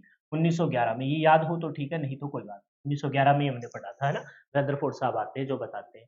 उनके अनुप्रयोग से की गई थी। नाभिक के चारों ओर इलेक्ट्रॉन दीर्घवृत्तीय, ये पेपर में पूछा जाता है कि इलेक्ट्रॉन एटम में किस प्रकार से चक्कर लगाते हैं। एक तो होता है सर्कुलर पाथ, वृत्तीय पाथ, लेकिन ये बनाते हैं दीर्घवृत्तीय पाथ, ऐसे कुछ ध्यान था ना? मैंने बनाया था ना, ये एटम हो गया, कुछ ऐसे चक्कर लगाते हैं, दीर्घवृत्तीय का पाथ पे चक्कर लगाते हैं, ठीक है? दीर्घवृत्तीय पाथ ये याद कर लेना, कौन से क्या शब्द है? दीर्घवृत्तीय कक्ष में, है ना? इलिप्टिकल कक्ष में चक्कर लगाते हैं और इन इलिप्टिकल कक्ष को क्या किससे डिनोट करते हैं? कक्ष जो अलग-अलग थे उनको डिनोट डिनोट किया था हमने कक्ष को। किसको? कक्ष को। ऑर्बिट को डिनोट किया था के, एल, एम और एन। मैंने बताया था सबसे कम एनर्जी के की, उससे ज्यादा एल की, उससे ज्यादा एम की और सबसे ज्यादा एन की। चक्कर लगाते हैं, किस कारण से चक्कर लगाते हैं? कौन से बल से? अभिकेंद्रीय बल के कारण। अभिकेंद्रीय बल कैसे? न्यूक्लियस में पॉजिटिव चार्ज, बाहर इलेक्ट्रॉन का नेगेटिव चार्ज एक दूसरे को अट्रैक्ट करेंगे, अभिकेंद्रीय बल के कारण चक्कर लगाएंगे। नाभिक की जो त्रिज्या है वो अभी अभी थोड़ी देर पहले बताई थी, 10 की पावर कितनी होती है जी? 10 की पावर होती है -15 मीटर, है ना? और उसको हम क्या बोलते हैं? फर्मी मीटर बोलते हैं। तो 1 फर्मी मीटर नाभिक को किस में मापते हैं? Fermi metre. किसके बराबर होता है? 10 की पावर 15 मीटर के बराबर होता है। अभी अभी करके आए थे, नाभिक की त्रिज्या किस में मापते हैं? फर्मी मीटर में, ठीक है? ऑलमोस्ट ये तो हमने अच्छे से याद कर रखा है। अब बात करते हैं प्रोटॉन की। नाभिक के अंदर पाए जाने वाला, है ना, पहला बेसिक एलिमेंट कौन सा है? प्रोटॉन है। यह मूल धनावेशित कण है। तो प्रोटॉन पे कैसा चार्ज होता है? प्रोटॉन पे पॉजिटिव चार्ज होता है। कैसा चार्ज होता है? पॉजिटिव चार्ज होता है। प्रोटॉन का चार्ज इलेक्ट्रॉन के चार्ज के तुल्य रहता है, दोनों का बराबर होता है। और कितना होता है प्रोटॉन के ऊपर charge? 1.602 10 to the power -19 coulomb, -19 coulomb होता है। इलेक्ट्रॉन का भी आवेश क्या होता है? 1.67, यहाँ 1.602 है, यहाँ 1.60 द्रव्यमान है ये इलेक्ट्रॉन का, ठीक है? अच्छा, द्रव्यमान को बोल रहा है, पहले पढ़ो। प्रोटॉन का चार्ज, चार्ज की बात कर रहे हैं। प्रोटॉन के ऊपर जो चार्ज होता है वो 1.602 10 टू द पावर 19 कूलाम होता है। कितना होता है जी?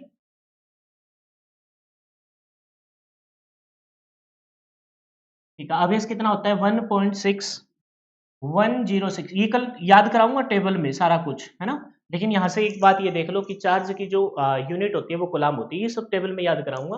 प्रोटॉन एक धनावेशित कण है, प्रोटॉन का चार्ज इलेक्ट्रॉन के चार्ज के तुल्य रहता है, परंतु प्रकृति विपरीत रहती है। जितना चार्ज प्रोटॉन का होता है, प्रोटॉन का कितना है 1.602 10⁻19 कूलाम, लेकिन प्रोटॉन का भी कितना रहेगा 1.602 इंटू 10⁻19 कूलाम, ये तो प्रोटॉन का है। इलेक्ट्रॉन का भी यही रहेगा 1.062 इंटू 10⁻19 कूलाम, लेकिन चार्ज की क्या होती है, प्रकृति विपरीत रहती है। ये तो प्रोटॉन पे तो पॉजिटिव चार्ज होता है, प्रोटॉन पे कैसा चार्ज रहेगा, पॉजिटिव चार्ज रहेगा, और इलेक्ट्रॉन पे कैसा चार्ज रहेगा, इलेक्ट्रॉन पे नेगेटिव चार्ज रहेगा। बाकी चार्ज दोनों का सेम रहेगा, पॉजिटिव और नेगेटिव बताता है इन दोनों की प्रकृति कैसी है, क्योंकि इलेक्ट्रॉन कैसा होता है, इलेक्ट्रॉन नेगेटिव चार्ज बॉडी होती है, और प्रोटॉन आपका पॉजिटिव चार्ज बॉडी होती है।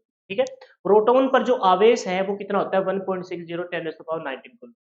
इलेक्ट्रॉन का द्रव्यमान, ये यहाँ इलेक्ट्रॉन का द्रव्यमान गलत लिख दिया था, नेक्स्ट वाले स्लाइड पे लिखना था इलेक्ट्रॉन का द्रव्यमान, ठीक है, यहाँ आना चाहिए इलेक्ट्रॉन का द्रव्यमान, वो वहाँ गलत लिख दिया गया है। ठीक है, तो इस लाइन को यहाँ से हटा देंगे, या फिर यहाँ ये आना चाहिए था इलेक्ट्रॉन का आवेश, लेकिन ये द्रव्यमान लिख रखा है, और साथ में ये वाली लाइन यहाँ से काट लेना।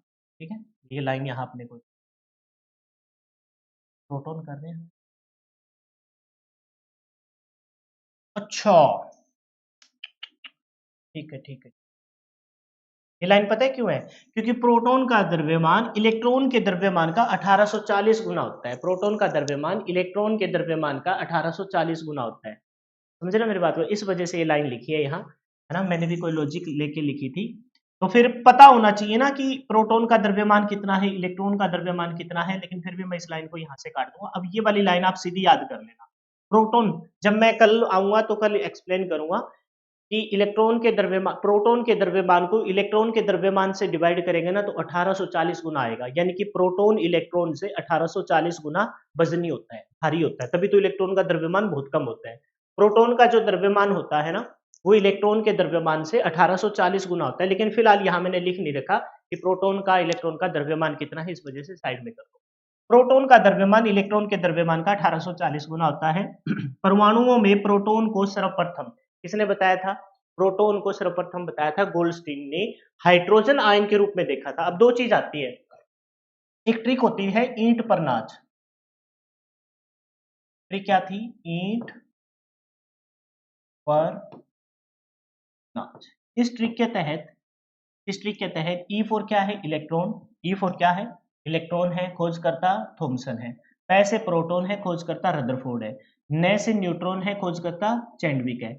लेकिन यहां देखो आप, परमाणुओं में प्रोटॉन को सर्वप्रथम किसने बताया था, खोज करता है गोल्डस्टीन। तो ये रे है ना रदरफोर्ड, ये इसको सत्यापित करने वाले, नामकरण देने वाले हैं। ध्यान रखना कि परमाणु प्रोटॉन की खोज किसने की, तब तो आपको ध्यान रखना है, रदरफोर्ड ध्यान नहीं रखना, तब तो आपको नाम याद रखना है क्या, सर्वप्रथम गोल्डस्टीन ने की थी। किसने की थी, गोल्डस्टीन ने। प्रोटॉन की खोज किसने की थी, गोल्डस्टीन ने की थी। किसके तौर पर देखा था, हाइड्रोजन आयन के तौर पर देखा था। किसके तौर पर देखा था, हाइड्रोजन आयन के तौर पर देखा था। दूसरी बात जो आपको ध्यान रखनी है, दूसरी बात जो ध्यान रखनी, इसके नाम किसने किया था, नामकरण बोल दो या सत्यापित किसने किया था, रदरफोर्ड साहब ने किया था। तो यहां मैं लिख देता हूं नामकरण दिया था, सत्यापित किया था, नामकरण, है ना, किसने किया था, रदरफोर्ड। तो ट्रिक थी इलेक्ट्रॉन ईट पर नाची, कल लिखूंगा मैं, इलेक्ट्रॉन थॉमसन प्रोटॉन रदरफोर्ड। तो रदरफोर्ड इसके नामकरण देने वाले हैं, जबकि खोज किसने की है, गोल्डस्टीन ने की है, गोल्डस्टीन ने किया हाइड्रोजन आयन के तौर पर। ठीक है, प्रोटॉन क्या रहता है, धनावेशित चार्ज रहता है। प्रोटॉन का चार्ज इलेक्ट्रॉन के चार्ज के बराबर होता है, विपरीत प्रवृत्ति के होते हैं। प्रोटॉन का जो आवेश है वो 1.602 10⁻19 कूलम,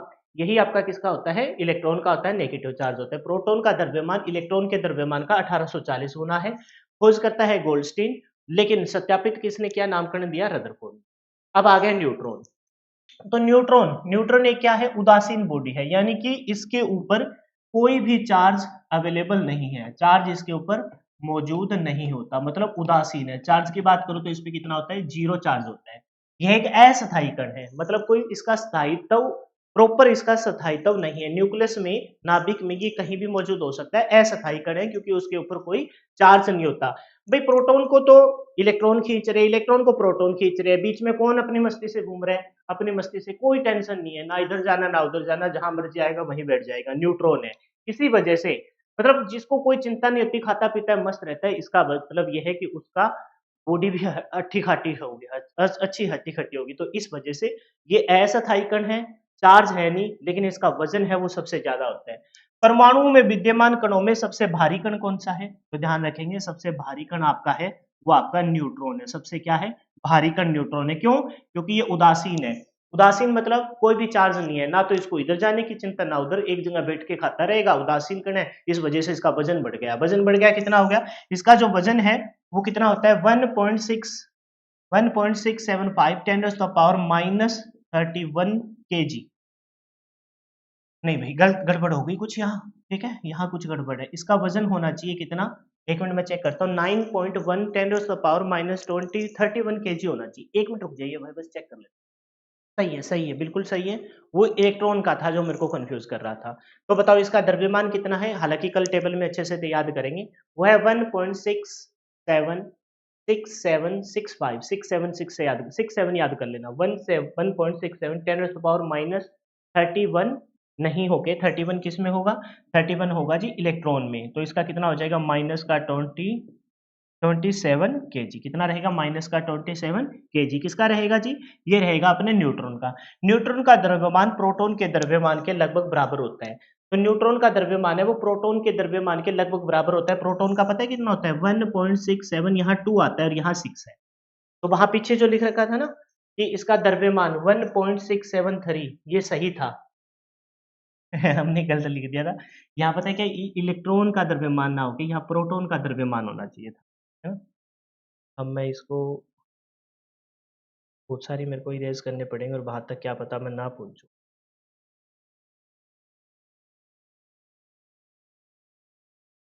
तो क्या किया जाए? एक काम करते हैं, तो बिल्कुल छोटा करते हैं स्लाइड को। हाँ भाई, बनेगी नहीं। इसके नीचे लिख दूँ? बोलो?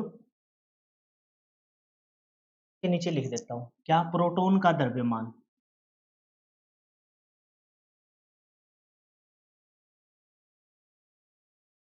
क्या लिख दूँ? प्रोटॉन का द्रव्यमान।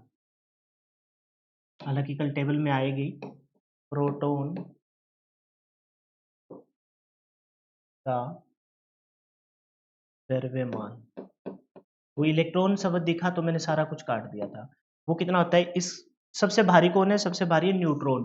तो न्यूट्रॉन के लगभग बराबर है, लेकिन यहाँ है 1.676 है ना, वहाँ होता है 1.673। 1.6735 into 10 to the power minus 27 KG, ठीक है?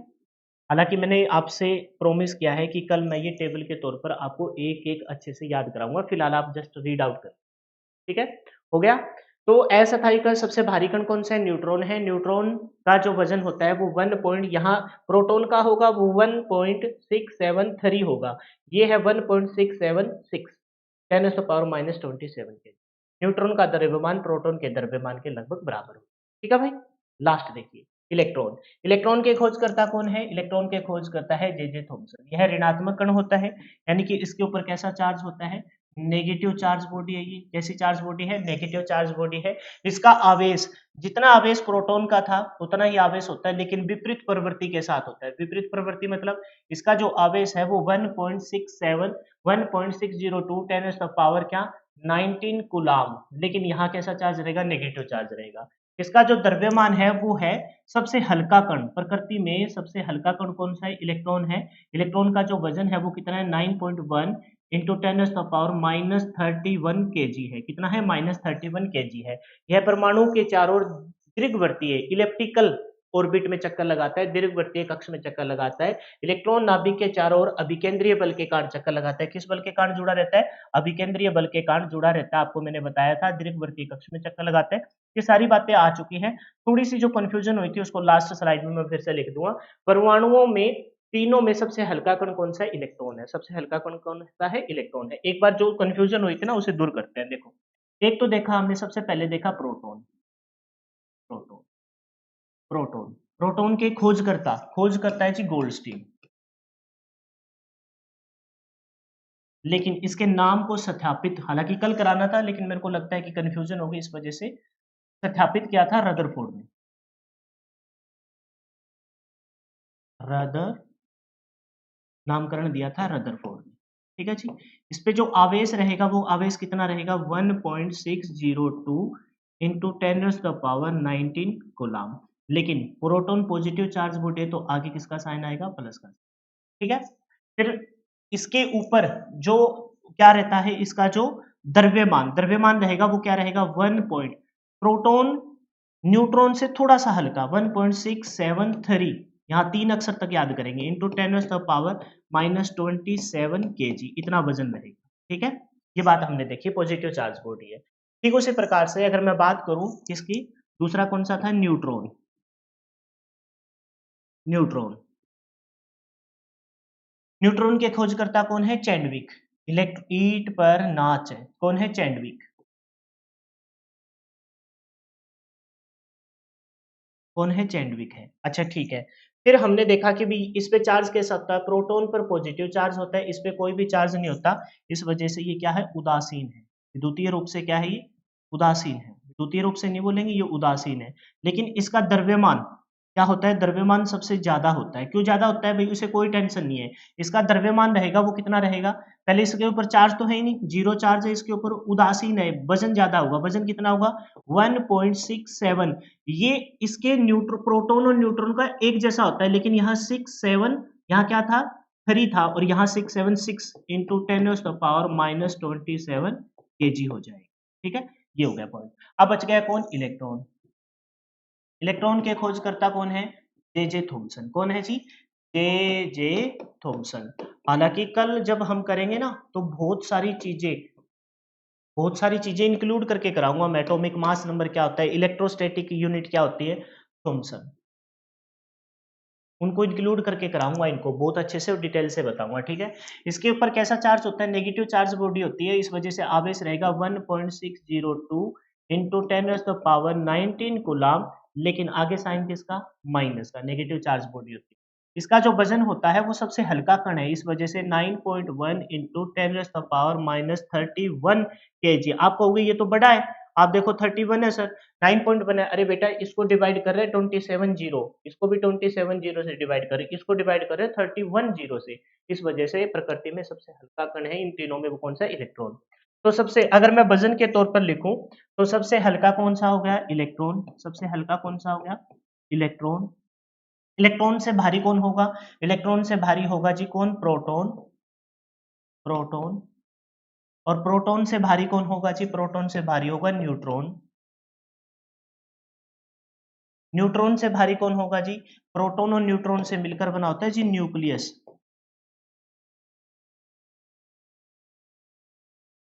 न्यूक्लियस और न्यूक्लियस किसका भाग होता है? एटम का। और बहुत सारे एटम मिलकर क्या बनाते हैं? मॉलिक्यूल, यानी कि अणु। तो ये एक प्रॉपर ऑर्डर आ गया। सबसे हल्का इलेक्ट्रॉन, इलेक्ट्रॉन से भारी प्रोटॉन, प्रोटॉन से भारी कौन? न्यूट्रॉन, न्यूट्रॉन और प्रोटॉन न्यूट्रॉन न्यूक्लियस बनाते हैं, न्यूक्लियस से भारी कौन हो गया? एटम। इलेक्ट्रॉन का भार 9.1 into 10 raise to the power, 10 raise to the power बोलो, 10 रेज़ टू द पावर हो जाएगा कितना? 31। प्रोटॉन का बोलो, प्रोटॉन का बोलोगे तो क्या बोलेंगे? 1.73 10 रेज़ टू द पावर 27 और इसका बोलेंगे 1.676 into 10 raise to the power -27, मतलब थोड़ा-सा ही फ़र्क है। ये पॉजिटिव चार्ज बॉडी है, ये उदासीन है और ये नेगेटिव। क्लियर है? यहीं से कल एक टेबल के माध्यम से स्टार्ट करूँगा और फिर अपने चार्ज पे हम चले जाएँगे कि चार्ज किस प्रकार से क्रिएट किया जाता है। फिलहाल के लिए इतना ही। जय हिंद, जय भारत। मिलते हैं नेक्स्ट वीडियो में। Bye bye, take care, wish you all the best. और वीडियो देखने के बाद ना एक बार बस पीडीएफ को अच्छे से रीड कर लेना, ठीक है? जो मैंने लिखाया है बोर्ड पे, वो मोर देन इनफ है, मोर देन इनफ। बहुत सारे टीचर मैंने देखे हैं ऐसे, जो सिर्फ़ और सिर्फ़ डायरेक्ट स्टार्ट करते हैं इलेक्ट्रॉन, प्रोटॉन और न्यूट्रॉन से, लेकिन हमने जो पढ़ा है, वो डिटेल से और अच्छे वाला, सॉलिड वाला पढ़ा है। हमने देखा कि थ्योरी से रिलेटेड भी क्वेश्चन आते हैं, इनको मेज़र करने से भी आता है, कैसे कि भई इसकी यूनिट क्या रहेगी, है ना? एंगस्ट्रॉम क्या है, फर्मी क्या है, नैनोमीटर क्या है, और फिर हमने देखा कि इलेक्ट्रॉन का जो वज़न है, वो प्रोटॉन के वज़न से 1840 गुना हल्का है, तो वो सारी चीज़ें यहीं से निकलेगी। तो एक बार हमने डिटेल से कर लिया, अब वीडियो के बाद ना पीडीएफ को रीड ज़रूर कर लेना। और जो बच्चे बिगिनर हैं, वो एक बार फिर से वीडियो को देख लेना 2 या 3 की स्पीड से, बहुत कुछ आपको सीखने को मिलेगा और बहुत काम का रहेगा। Bye bye, take care.